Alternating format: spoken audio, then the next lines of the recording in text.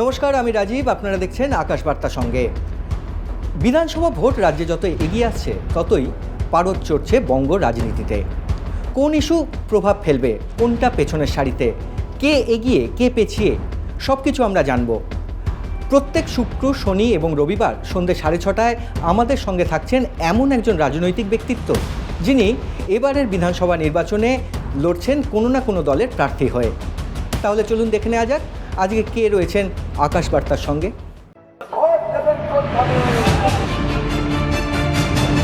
BJP মহিলা ব্রিগেডের প্রথম সারির লড়াকু মুখ।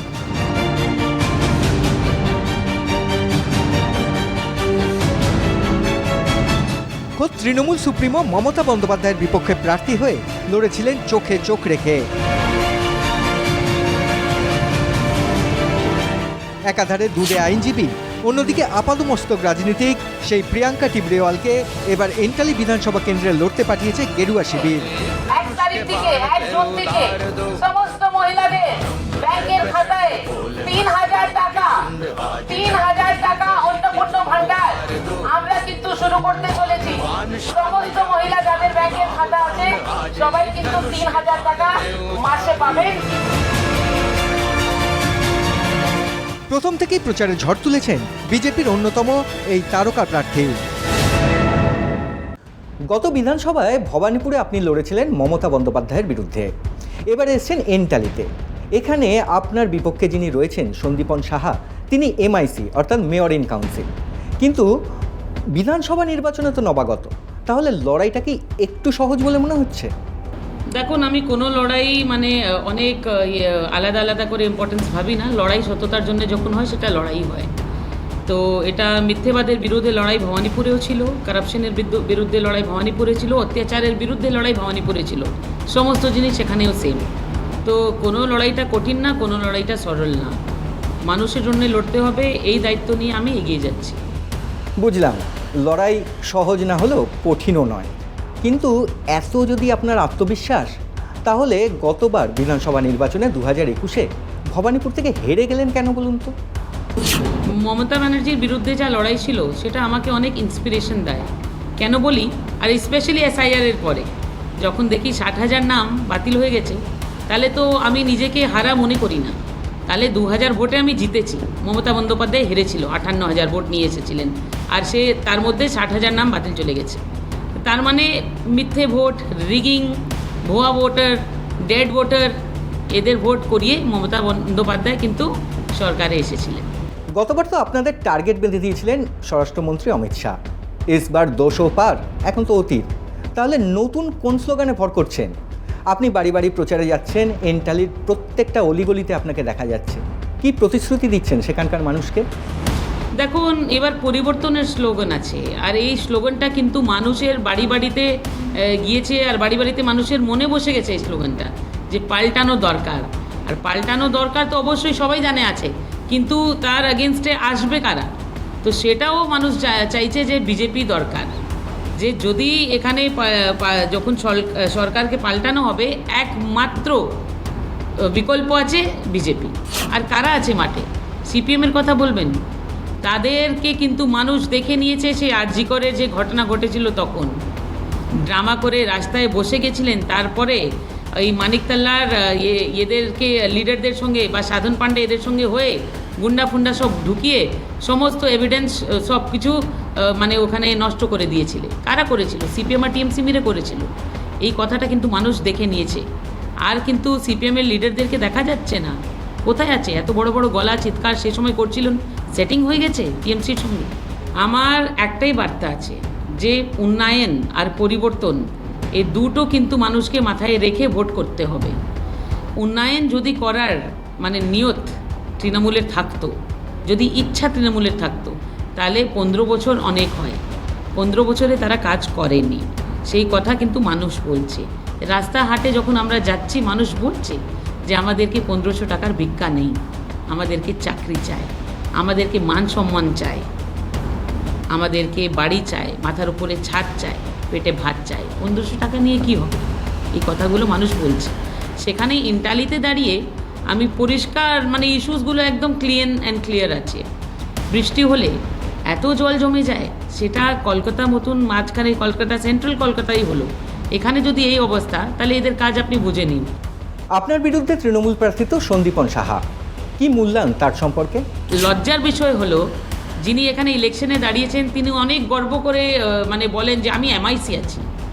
এমআইসি আছেন, আপনি কর্পোরেশনে আছেন, তারপরে আপনার ওয়ার্ড, আশেপাশের ওয়ার্ড সব কিছু জলে মানে একদম ভেসে যায়, তা আপনি কী কাজ করেছেন এমআইসি হয়ে? এডুকেশনের কথা বলেন যে আমি এডুকেশনে এত স্কিম, সফট ইন্টারনেটের এত স্কিম নিয়ে এসেছিলাম, কী নিয়ে এসেছেন? অবস্থা দেখুন ইন্টালিতে যে গভর্নমেন্ট স্কুল আছে ওখানে গিয়ে কি অবস্থা আছে। আরে ভাই, যারা বাচ্চাদের টিফিনের ডিম খেয়ে নেয় তারা কি সরকারে কাজ করবে? দেখুন এখানে এরা রাস্তার নাম যে হিসাবে দিয়েছে আপনি তাতেই একটু দেখুন, বলে সুয়ারমারি, হ্যাঁ, ধাপা, ডিপি। আরে এইসব জায়গায় আমি বলছি যে 15 বছরের যিনি এমএলএ ছিলেন, নিজের ছেলেকে এখন দাঁড় করিয়েছেন, আগে কাউন্সিলর বানিয়েছেন 5 বছর, এখন এমএলএতে দাঁড় করিয়েছেন। তাদেরকে বলুন না এক সপ্তাহে গিয়ে ঢাপায় ডিপিতে ওখানেই থাকতে, ওখানেই জল খেতে, পারবে না। মানুষ কি হিসাবে ওখানে থাকছে, মানে বৃষ্টি হলে এত ওখানে নোংরা হয়ে যায়, এই এত দুর্গন্ধ বেরোয়, থাকতে পারবে না কেউ। সেখানে জীবন ব্যাপন করছে মানুষ, তাদের হয়ে এদের চিন্তা নেই। কিন্তু আশেপাশের বস্তি খালি করিয়ে কি করে 4 তল্লা বাড়ি, 40 তল্লা বাড়ি করতে হবে এই জিনিসে ব্যস্ত। আমি তো পরিষ্কার বলছি ইডিকে, সিবিআইকে যে এদের খাতাগুলো দেখুন, এদের এত ইনকাম কি করে হয়েছে, কি কাজ করেছেন দেখুন। অনেক গর্ব করে সেদিন সন্দীপন শাহ বলছিলেন যে আমি শিক্ষিত আছি, হ্যাঁ, চাকরি করতাম, কিন্তু বাবা বলেছে, মা বলেছে তোমরা রাজনীতিতে নেমে যাও। আরে ভাই, রাজনীতিতে নেমে যাও তো বুঝছি, আপনার বাবা 2 হাত একদম ভিতরে ঝুলিতে মানে চিনির বোড়াতে হাত ঢুকিয়ে একদম মিষ্টি মিষ্টি সব তৈরি করছিলেন, ছেলেকেও ডেকে নিলেন। যারা সমাজের জন্য কাজ করতে চায় তারা শুধু এসে এরকম কাউন্সিলরই হতে হবে এটা তো নেই। আমি তো 10 বছর থেকে মানুষের জন্য কাজ করছি, আমি আমার যা শিক্ষা দীক্ষা আছে সেটা কাজে লাগাই, ওকালতি করি, মানুষের জন্য ফ্রিতে কেস করি, তাদেরকে আমি জাস্টিস করিয়ে দেবার কাজ করি, ঠিক আছে। তার সঙ্গে আমি আমার মানে ওকালতির প্রফেশন থেকে টাকা কমাই, তার আমি ট্যাক্স দিই। সন্দীপন শাহর সোর্স অফ ইনকাম কী আছে? চাকরি উনি করেন না, কাউন্সিলর থেকে যে টাকা কামান ওটা আর ওনার ইনকাম দুটো ম্যাচ করে? এত এত বিল্ডিংয়ের ওনার, হোটেলের ওনার, এসব টাকা তাহলে কোথায় থেকে এসেছে? বাপদাদার সম্পত্তি তো ছিলেন না কেন? আমি জানি ওনার বাবা শিডিউল কাস্ট সার্টিফিকেট দেখিয়ে প্রথম ইলেকশন লড়েছিলেন, তো উনি বলেছেন আমি শিডিউল কাস্ট ফ্যামিলি থেকে আছি, কিছুই নেই। তখন কিছুই ছিল না, এত কিছু কী করে হয়ে গেল? এগুলো তো দেখার দরকার আছে। আর শিডিউল কাস্ট সার্টিফিকেটটা সেটাও সঠিক কি না এটা সব থেকে আগে দেখার দরকার। কেন ওনারই একজন পুরনো আইনজীবী আমাকে জানিয়েছে যে ওই সার্টিফিকেটটা ফেক। এবারে আপনি এন্টালি বিধানসভায় লড়তে এসেছেন। এখানে স্বর্ণকমল সাহা বিদায়ী বিধায়ক, তার ছেলে সন্দীপন এবার প্রার্থী হয়েছে। কিন্তু শোনা যায় যে এলাকায় বাবা ছেলের যথেষ্ট দাপট রয়েছে। বাইরে থেকে এসেছেন, কোথাও গিয়ে আত্মবিশ্বাসের অভাব হচ্ছে না তো? এটা স্বর্ণকমল শাহ বা সন্দীপন শাহর গড় না, এটা ইন্টালি বিধানসভা। ইন্টালি বিধানসভাতে আমার বাড়ি আছে, আমি থাকি, আমার অফিস আছে। স্বর্ণকমল শাহ, সন্দীপন শাহর বাড়ি আছে চৌরঙ্গি, বাইরে থেকে আমি আসিনি, ওরা এসেছে। তো এই প্রশ্নটা ভুল। আর গড় বলে কিছু হয় না।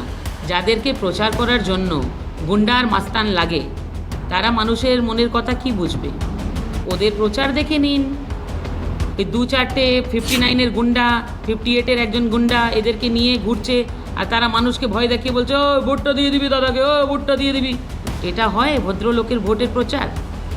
তো গুন্ডা, জেল রিটার্ন আসামি ছাড়া এদের কাছে কি আছে? তাদেরকে যদি আমি বসিয়ে দিই 2 দিন, অবস্থা খারাপ হয়ে যাবে বাপ বেটার। আঁধি বনকর আই হুঁ, মেরা হৌসলা হি মেরি পেহচান হ্যাঁ।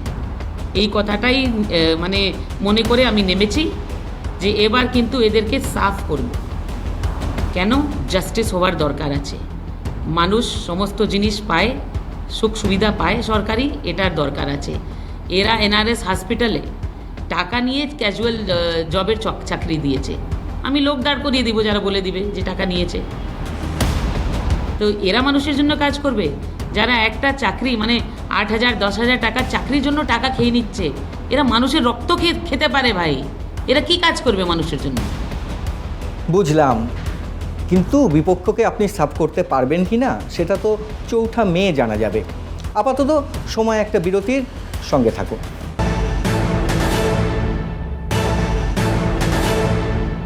ফিরে এলাম আকাশবার্তা সঙ্গে নিয়ে। আমাদের সঙ্গে রয়েছেন এন্টালি বিধানসভার বিজেপি প্রার্থী প্রিয়াঙ্কা টিবরেওয়াল। আচ্ছা, এই অঞ্চলে অর্থাৎ এন্টালি বিধানসভা কেন্দ্রে সংখ্যালঘু ভোট তো একটা ফ্যাক্টর। প্রায় 40% মুসলমান ভোট রয়েছে, যেদিকে তাকিয়ে রয়েছে তৃণমূল, সিপিএম, কংগ্রেস প্রত্যেকেই। আর বলা হয় যেখানে সংখ্যালঘু বেশি সেটা তো তৃণমূল গড়, তাই না? কি ভাবছেন সেই ভোটটা নিয়ে? এন্টালি রেশিও আছে 40% মাইনরিটি মুসলিম ভোট, 60% হিন্দু ভোট। এরা যে হিসাবে গুন্ডাগিরি করে, ভোটে রিগিং করতো, এই নিয়ে ছাপ্পা ভোটিং করতো, ভদ্রলোক ভয়তে বেরোতো না। এবার এই ধরনের ভোট হবে না, এবার একদম শান্ত ভোট হবে। মানুষের কাছে আপনাদের মাধ্যমে আমি এই বার্তা দিতে চাই, হিন্দুদেরকে অনুরোধ করি যে 60% আপনারা 60%ই নেমে ভোট করুন, তাহলে কিন্তু খুব ভালো ভোট হবে এন্টালিতে। আর এই 40% পুরোপুরি ওদের সাথ এটাও না, 40%-এর মধ্যে অনেকেই আছে যারা উন্নয়নের কথা বুঝেছে, যারা পরিবর্তনের কথা বুঝেছে, তারাও বিজেপিকে ভোট দিবে এবার। কোনো চিন্তা নেই আমার, কেন হিন্দু ভোট একদিকে বিজেপিতে পড়বে, এটা আমি ডাইরেক্ট বলছি। এটা নিয়ে আপনি আমাকে যা ইচ্ছে বলতে পারেন, ঠিক আছে, যে ধর্মের কথা বলছে, অধর্মের কথা, আমি কিছু বলছি না ওগুলো। আমি একটাই কথা বলছি যে এখানে যদি হিন্দুদেরকে বাঁচতে হবে, এক হয়ে বিজেপিকে ভোট দিতে হবে। এবার তো আর কংগ্রেস সিপিএমের জোট হয়নি, তারা আলাদাভাবে লড়ছে। কি মনে করছেন, ভোট ভাগ হতে পারে সেই আশাতেই রয়েছেন নাকি? যারা রিয়েলি মানে মানুষের জন্যে ভাবে, সিপিএমের যারা ছিল, তারা কিন্তু এবার সবাই বিজেপিতেই ভোট দিবে।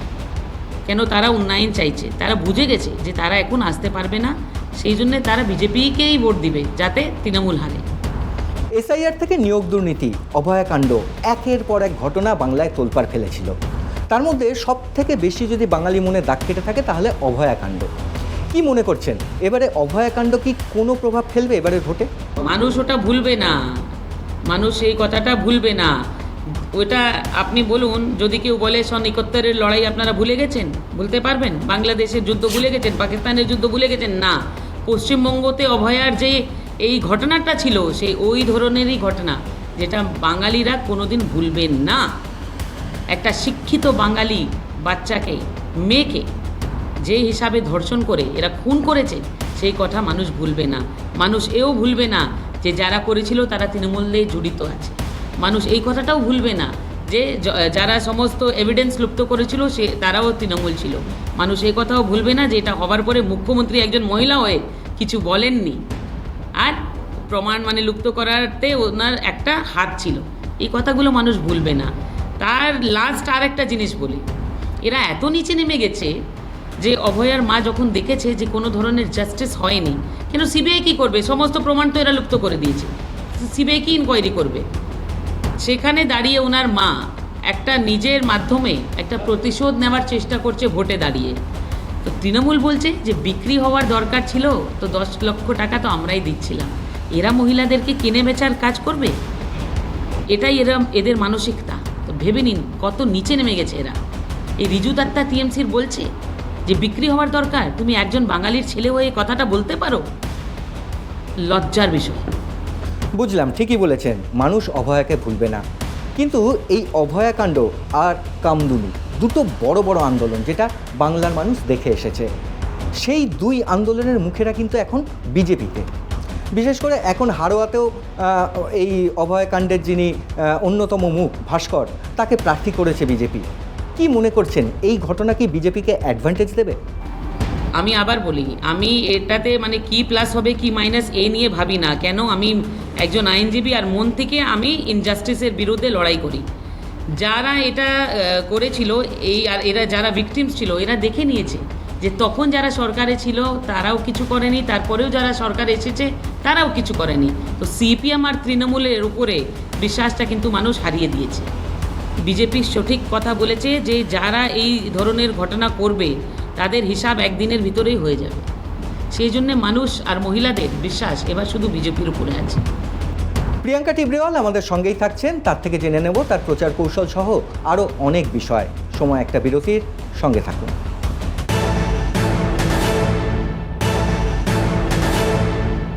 ফিরে এলাম আকাশবার্তার সঙ্গে নিয়ে। আমাদের সঙ্গে রয়েছেন এন্টালি বিধানসভার বিজেপি প্রার্থী প্রিয়াঙ্কা টিবরেওয়াল। চলুন একবার ফিরে দেখা যাক 2021-এ ঠিক কী ঘটেছিল ভবানীপুরে।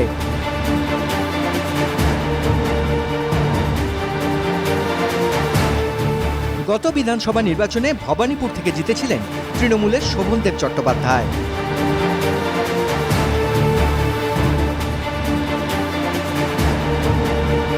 নন্দীগ্রামের শুভেন্দু অধিকারীর সঙ্গে হাড্ডাহাড্ডি লড়াইয়ে পরাজিত হওয়ায় শেষ পর্যন্ত এই ভবানীপুরকেই নিজের কেন্দ্র হিসেবে বেছে নিয়েছিলেন তৃণমূল সুপ্রিমো।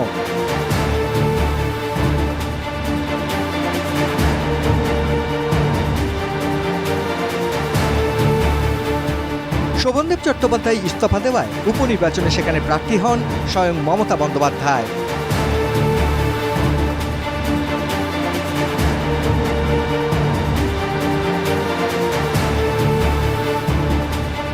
তার বিপক্ষে পদ্ম শিবিরের প্রার্থী হয়ে প্রচারে ঝড় তুলেছিলেন বিজেপির মহিলা ব্রিগেডের এই লড়াকু মুখ। Now look at the similarity between the real and the real life heroes of Trinamool. So according to Trinamool, their real life hero is people like Shah Jahan, who raped women in Sandesh Khali on the ground, and no wonder they're real life heroes like Shatrughan Sinha, who rapes women in the movies.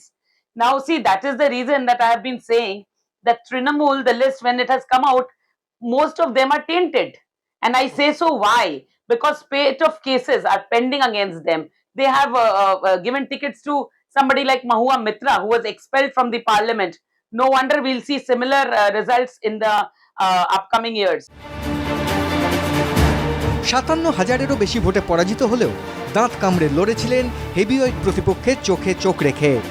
পেশায় দুধে আইনজীবী কিন্তু আপাদমস্তক রাজনীতিক সেই প্রিয়াঙ্কা টিবরেওয়ালকে এবার এন্টালি বিধানসভা কেন্দ্র থেকে টিকিট দিয়েছে গেরুয়া শিবির।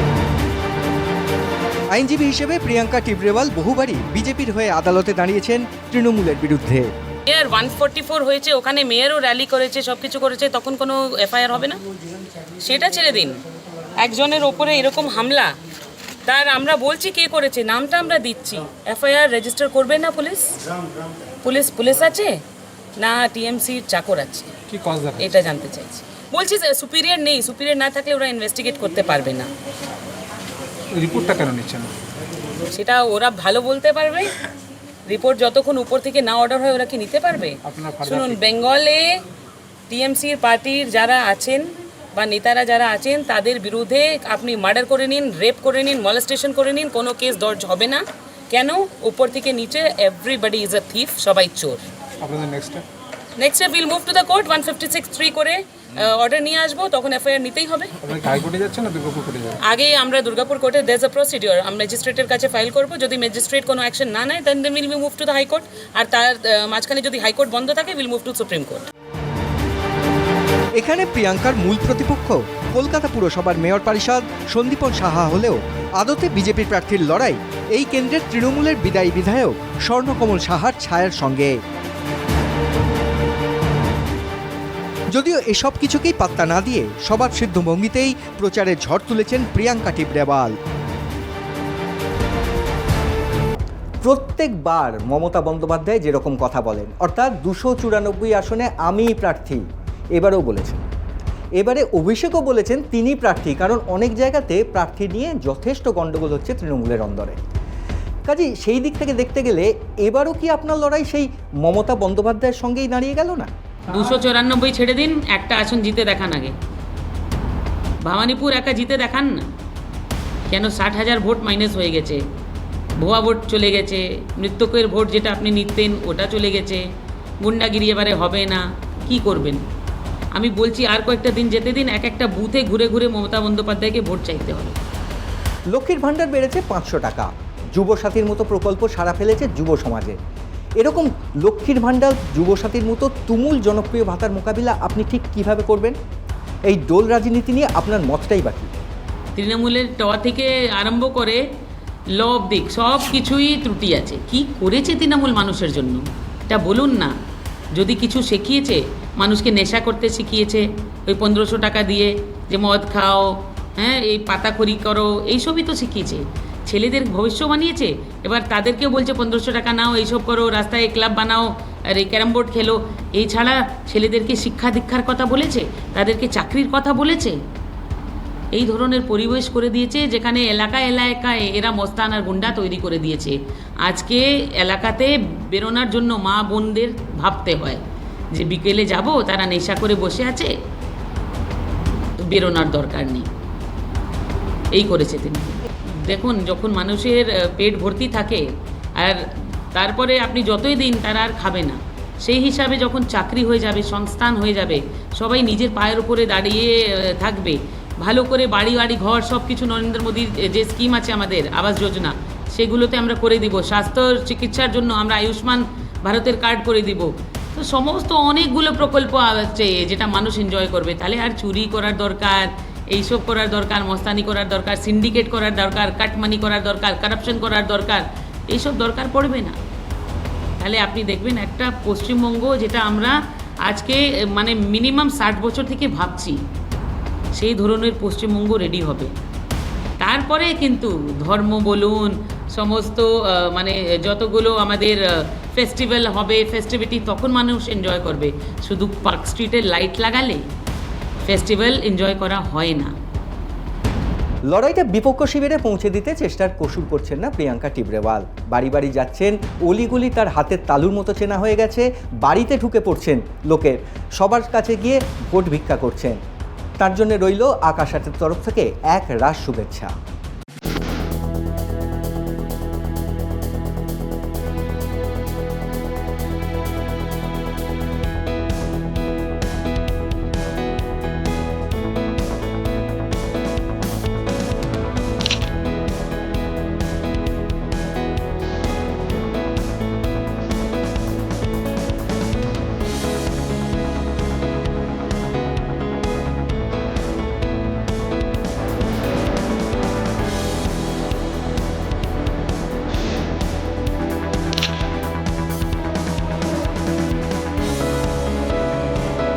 তাহলে আজ এই পর্যন্তই। আগামীকাল কে থাকছেন আমাদের সঙ্গে, কোন অতিথির সঙ্গে আমরা কথা বলবো, জানতে চোখ রাখুন আকাশ আটে। আগামীকাল সন্ধ্যে ঠিক 6:30। ভালো থাকুন।